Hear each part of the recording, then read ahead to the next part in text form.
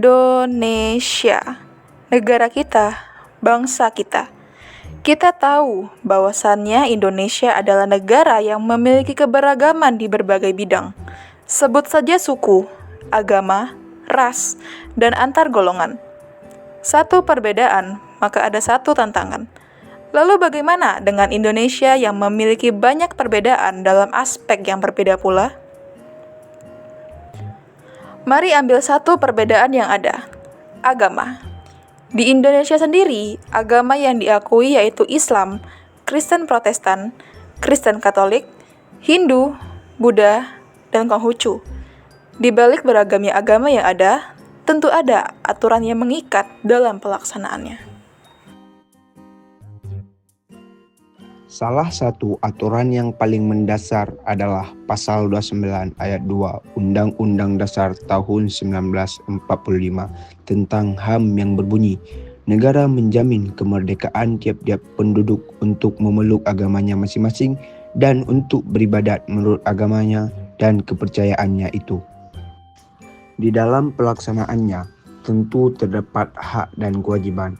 Kita berhak mendapatkan apa saja yang sudah ditetapkan dan berkewajiban dalam menghormati HAM orang lain. Namun sayang, dari sekian banyak aturan yang ada, justru banyak pula pelanggaran yang dilakukan.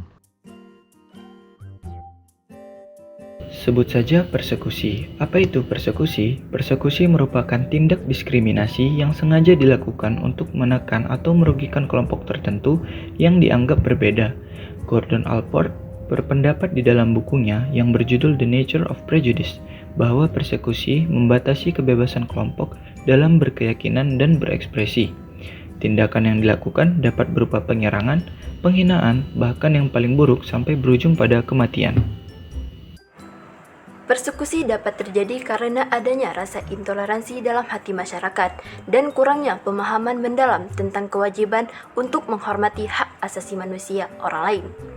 Sehingga hanya karena terjadi satu masalah kecil berkaitan dengan intoleransi bisa berujung pada persekusi. Telah terjadi beberapa kasus persekusi di Indonesia. Di tahun ini saja ada satu kasus yang telah tercatat, yaitu kasus persekusi terhadap mahasiswa Katolik Universitas Pamulang pada tanggal 5 Mei 2024 pukul 7:30 malam waktu Indonesia Barat. Kasus ini terjadi di sebuah rumah kos di Jalan Ampera, RT 007-002, Kampung Poncol, Kelurahan Babakan, Setu, Kota Tangerang Selatan. Kasus ini terjadi karena adanya kesalahpahaman dan kegaduhan pelaku, yaitu D selaku ketua RT.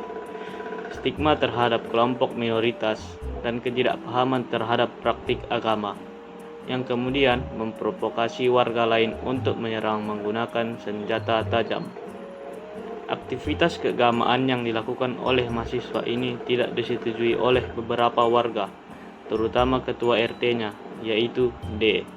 Sehingga para pelaku yang terdiri dari D 53 tahun, I 30 tahun, S 36 tahun, dan A 26 tahun ini menyampaikan rasa keberatannya dengan cara yang intimidatif.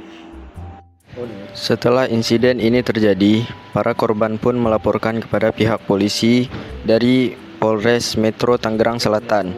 Kemudian pihak polisi mengamankan lokasi dan pengumpulan bukti serta rekaman, senjata tajam, dan keterangan dari para saksi. Kasus ini merupakan bukti nyata bahwa rasa toleransi dan kewajiban atas menghormati HAM orang lain dalam beragama. Meskipun sudah banyak konstitusi yang ada, seperti Pasal 28E ayat 1 dan Pasal 29 ayat 2 Undang-Undang Dasar tahun 1945, Pasal 22 dan 77 Undang-Undang Nomor 39 tahun 1999 tentang Hak Asasi Manusia, serta Undang-Undang Nomor 12 Tahun 2005 tentang pengesahan Kovenan Internasional tentang Hak Sipil dan Politik. Lalu bagaimana supaya kasus yang sama tidak terulang lagi? Maka diperlukan kebijakan dari pemerintah yang meliputi edukasi toleransi dan hak asasi manusia di berbagai lingkungan seperti sekolah dan masyarakat. Kemudian peningkatan pengawasan dan pencegahan di masyarakat, penegakan hukum yang tegas, serta perlindungan dan pendampingan bagi korban.